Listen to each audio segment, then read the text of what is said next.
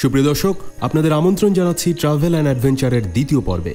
এ পর্বে আপনাদের নিয়ে যাব মিলনছড়ির রাতের ঝর্ণা দেখতে এবং মিলনছড়ির দিনের প্রাকৃতিক সৌন্দর্য উপভোগ করতে। দর্শক, চলুন যাই পিচ্ছিল ও ভয়ঙ্কর রাস্তা দিয়ে রাতের ঝর্ণা দেখতে। দর্শক, আমরা যাচ্ছি রাতের বেলা ঝর্ণা। অনেকেই দেখে নাই এখন পর্যন্ত।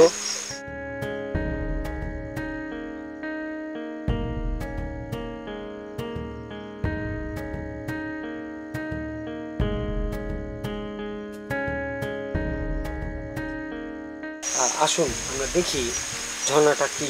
রাতের বেলার ঝর্ণা অনেকেই দেখেনি। অনেক বড় বড় সাপ পড়তে পারে হয়তো বা, আর ভয়ঙ্কর এক প্রাণী যোগ যা আমাদের রক্ত চুষে খেয়ে। পিচ্ছিল ও অজানা রাস্তা দিয়ে আমি ঝর্ণার দিকে এগিয়ে চলছি। জানি না সামনে আমার জন্য কি আছে। দর্শক, পথে যাওয়ার পথে কিছু অজানা গাছ আপনার চোখে নজরে পড়বে। এই যে দেখেন একটা গাছ, দেখতে মনে হচ্ছে অজগর সাপ। অ্যাজ ইট ইজ অজগর সাপের মতন এর রূপ। এটি একটি বন্য গাছ যা আমাদের বান্দরবনে এলে পাওয়া যাবে। রাতের বেলায় আমাকে দেখে শুনে চলতে হবে। ওমা, এ দেখি বুনো লেবু। রাতের বেলায় বান্দরবনে আমার এক অন্যরকম অভিজ্ঞতা। এরকম জায়গায় রাতের বেলায় বাঘ, ভাল্লুক, সাপসহ অনেক হিংস্র প্রাণী থাকে।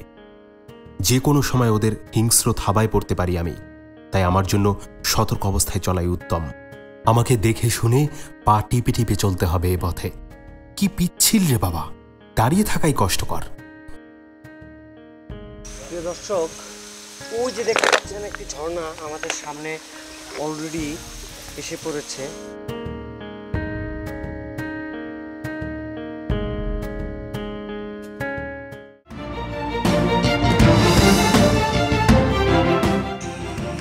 যেতে যেতে অলরেডি আমরা একটা জিনিস পেয়ে গেছি। আমাদের মনে হয় এখানে ক্যামেরা। মিলনছড়িতে জামরুলের মতো দেশীয় ফলের অভাব নেই। গাছ থেকে জামরুল পেড়ে খাওয়ার মজাটা আমাকে নিতেই হবে। ছোট্ট একটা জামরুল গাছ, অথচ গাছ ভর্তি জামরুল। একটি জামরুল পেড়ে না খেলেই চলছে না, ক্ষুধায় পেট চোচো করছে।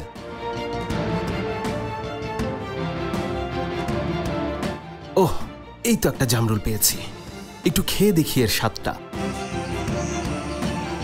পারফেক্ট। বনে বাজারে ঘুরে বেড়াচ্ছিস? আমার পায়ে বিষ পিঁপড়া কামড়ে দিয়েছে।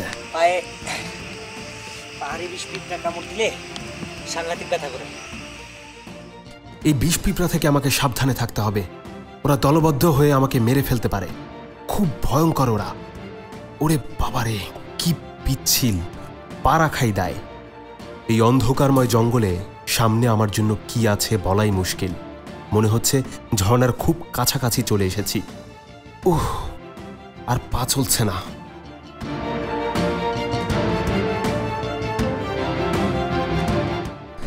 আমি মাটি থেকে প্রায় 500 ফিট উপরে চলে এসেছি। মানে যেখান থেকে পানিটার উৎস পড়ছে, এইখান থেকে আপনাদেরকে দেখানোর জন্য আমরা ওই পাহাড়টার উপরে উঠতেছি। দেখা হলো আমার পূর্ব পরিচিত শামুকের সাথে। দর্শক মণ্ডলী, আপনি যে শামুকটা দেখতে পাচ্ছেন, এটা আসলে বেশিরভাগ রেইন ফরেস্টেই থাকে। আর এই শামুক থেকে সাবধান, কারণ এই শামুকের অনেক সময় যেটার কারণে আপনার পা কেটে যেতে পারে। এই কাঁটাতারের বেড়াটা পার হলেই আমি ঝর্ণার উৎসে পৌঁছে যাব। আমরা এই পাহাড়ের উপরে উঠছি। শেষ পর্যন্ত এখন রাত্র 2টা বাজে। আমার ডানে বামে একটু চোখ বুলিয়ে কোনো হিংস্র প্রাণী আছে কিনা দেখে নেই। রাতের বেলায় ঝর্ণা দেখার মজাটাই অন্যরকম। ঝর্ণার পানির ফোঁটাগুলোকে আমার কাছে মুক্তোর মতো মনে হচ্ছে।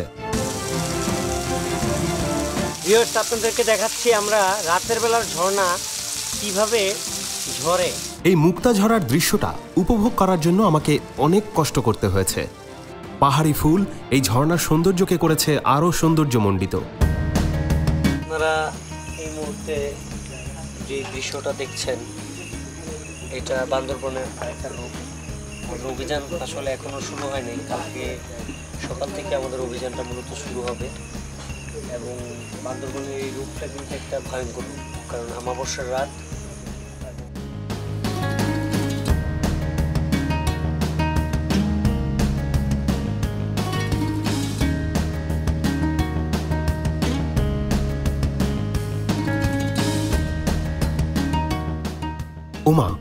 কটেজে দেখি তক্কা। ওর থেকে আমাকে সাবধানে থাকতে হবে। ও যদি ভয় পেয়ে ওর বিষাক্ত লালা ছুড়ে দেয় আমার গায়ে, তাহলে ঘা হতে পারে। না বাবা তক্কা, তুমি তোমার মতো, আমি আমার মতো।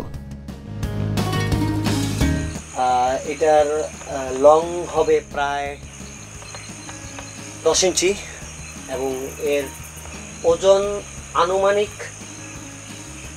300 গ্রাম। আর এটা বেসিক্যালি গিরগিটি প্রজাতির মধ্যে পড়ে। হে প্রকৃতি মাতা, অবশেষে তোমার ঘুম ভাঙল। মিলনছড়ি থেকে রোয়ারছড়ি উপজেলাকে দেখে মনে হচ্ছে মেঘের চাদর মুড়ি দিয়ে ঘুমিয়ে আছে। রোদ উঠলে ওর ঘুম ভেঙে যাবে। যাই, আমাকে আবার চলা শুরু করতে হবে। পথে চলতেই পেয়ে গেলাম একটা ফুল। ফুলটির নাম হচ্ছে বার্ড অফ প্যারাডাইস এবং লাল হলুদের মধ্যে এই ফুলটি। যে কফি আমরা পান করি সেই কফির গাছ, এই যে ধরে আছে কফি। সকালবেলা উঠে বেডটি না খেলেও কফি ঠিকই খেলাম, যদিও সেটা কাঁচা কফি। তাতে কি, কফি তো। চলার পথে আমার দুপাশে যে ধরনের জঙ্গল দেখতে পাচ্ছি, এখানে কোনো বিষধর সাপ না থেকেই পারে না।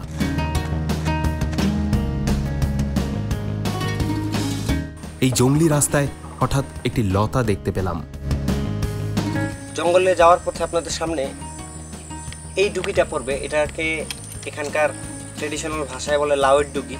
ডোগাটা সাপ খায় এবং আমরা ডোগা পাইনি। দ্যাট মিনস আমাদের মনে হচ্ছে এই ডোগাটা কিছুক্ষণ আগে খেয়ে গেছে। মিলনছড়ির পথে চলার সময় আমাকে আমাদের বাংলাদেশ পুলিশ বাহিনীর কয়েকজন সদস্য সাহায্য করছে। জনসাধারণের আসা নিষিদ্ধ, যেহেতু পার্বত্য চট্টগ্রাম কোনো এককালে একটু ঝামেলা ছিল।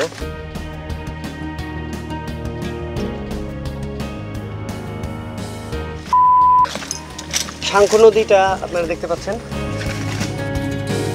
দূর থেকে শাঙ্খু নদীকে দেখে মনে হচ্ছে প্রাকৃতিক কোনো ড্রেন, যা দিয়ে বয়ে চলছে অবিরাম জলধারা। আর উপর থেকে এই জলধারায় বয়ে চলা নৌকাগুলোকে দেখে মনে হচ্ছে কাগজের তৈরি নৌকা। দূর থেকে এই খরস্রোতা শাঙ্খুকে দেখে একটু অভিজ্ঞতা সঞ্চয় করে নেই, কারণ এই খরস্রোতা শাঙ্খুর উপর দিয়ে আমাকে এগুতে হবে অনেক দূর পর্যন্ত। যাক বাবা, শাঙ্খুকে পরে দেখা যাবে, কারণ এই নৌকাগুলো দেখে আমার চড়তে ইচ্ছে হচ্ছে।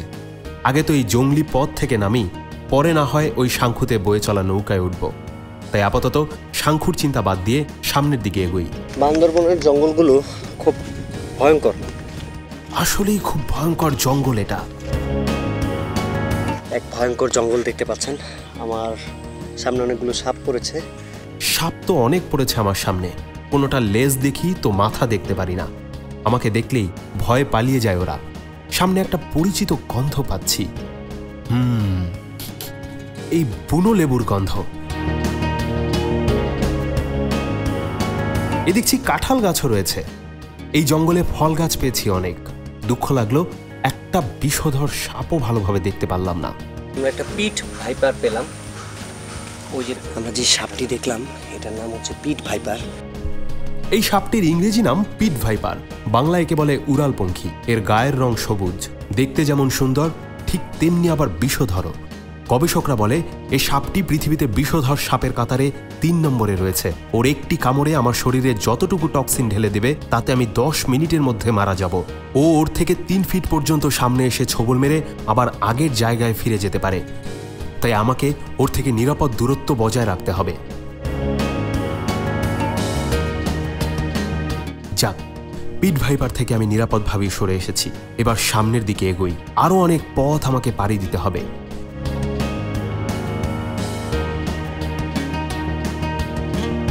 এই জঙ্গলে দেখি তো কোনো সাপ আছে কিনা।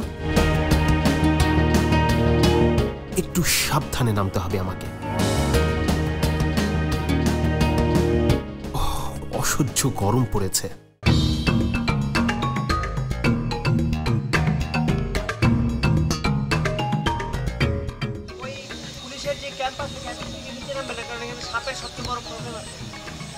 পাহাড়ে উঠতে গিয়ে আমি একটু ক্লান্ত হয়ে পড়েছি। এই জায়গায় দাঁড়িয়ে একটু জিরিয়ে নেই। কিছু সাপ হয়তোবা আপনাদেরকে আঘাত করবে না, আর কিছু সাপ পাইলে ছাড়বে না। আপনারা অনায়াসেই যখন বান্দরবন থেকে চিম্বুক দেখতে যাবেন, পুলিশ চেকপোস্টে যখন আপনাদের ফুল ডাটা জমা নেবে, তখন আপনারা চাইলে এখানে 10 মিনিট দাঁড়িয়ে এই সৌন্দর্য উপভোগ করতে পারেন।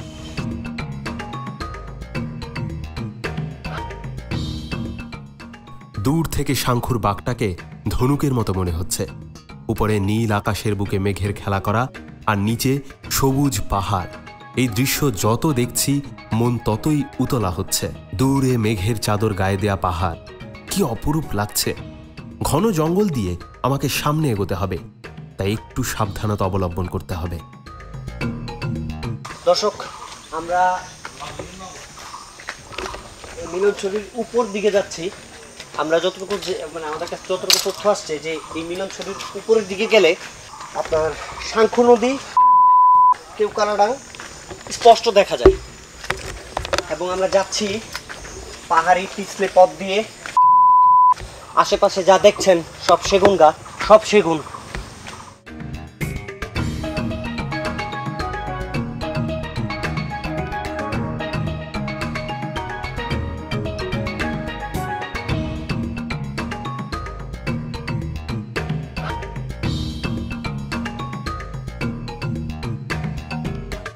ওমা, এদিকে সাপের গর্ত। সাপটা মনে হচ্ছে অনেক বড়ই হবে। ঘন সেগুন গাছের বন, খুব ভয়ঙ্কর দেখতে। কি যে আছে সামনে, আগে যাই তো। পুরো বান্দরবনের ভিউটা খুব সুন্দর দেখা যায়, এই জন্য আমাদের আমরা আরো উপরের দিকে যাচ্ছি। যতই উপরে যাচ্ছি ততই পাহাড় আছে।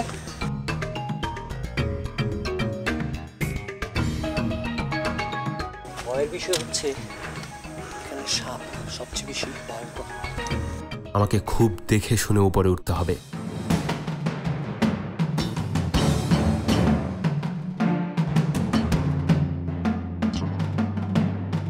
তথ্য ছিল যে কিং কোবরা একটি সাপ আছে এখানে, কিন্তু আমি এই পর্যন্ত কোনো সাপ আমি পাইনি।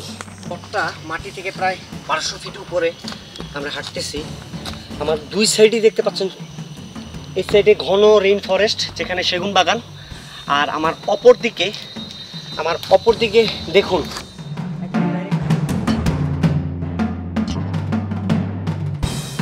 এই সরু ও পিচ্ছিল পথ দিয়ে আমাকে সতর্কভাবে চলতে হবে।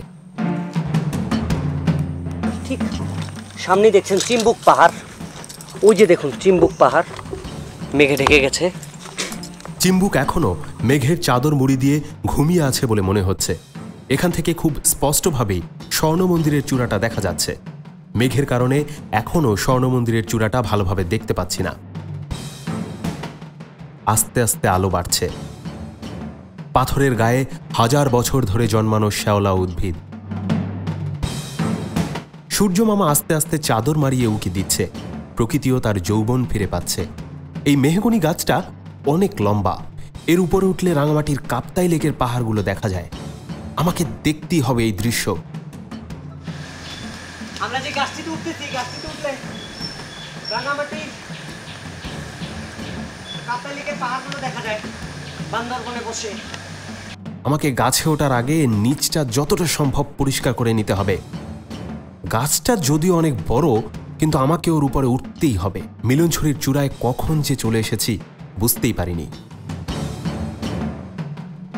বাবা, এত বড় গাছ পেয়ে ওঠাটা আসলেই খুব কষ্টকর ব্যাপার।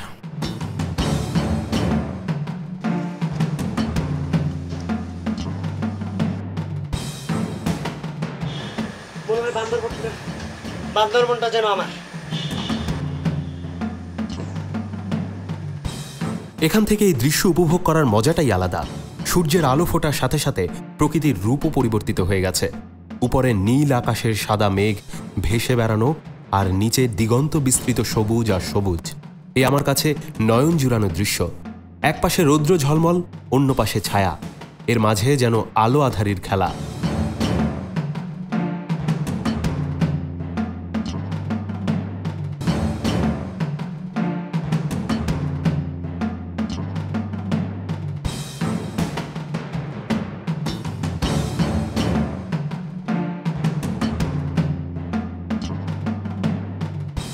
জুম ঘরকে খেলনা ঘরের মতো মনে হচ্ছে।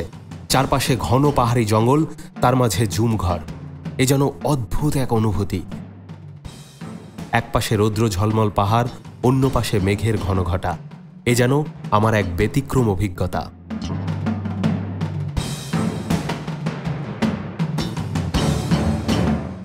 দূর থেকে দেখে আমার মনে হচ্ছে কাপ্তাই লেকের পাহাড়গুলো ও আকাশ যেন একসাথে মিশে গেছে।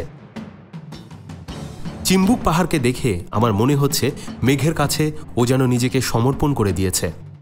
আমার পায়ে আর সবচেয়ে সমস্যার ব্যাপার হচ্ছে যে এখানে প্রচুর মশা, অকল্পনীয় মশা। আমরা জাস্ট এখান থেকে একটা ভিউ দেখার জন্য আসছি, চিম্বুক পাহাড়ের উপরে কিভাবে মেঘ জমে আছে এই জিনিসটা দেখার জন্য আমরা অলরেডি চলে আসছি।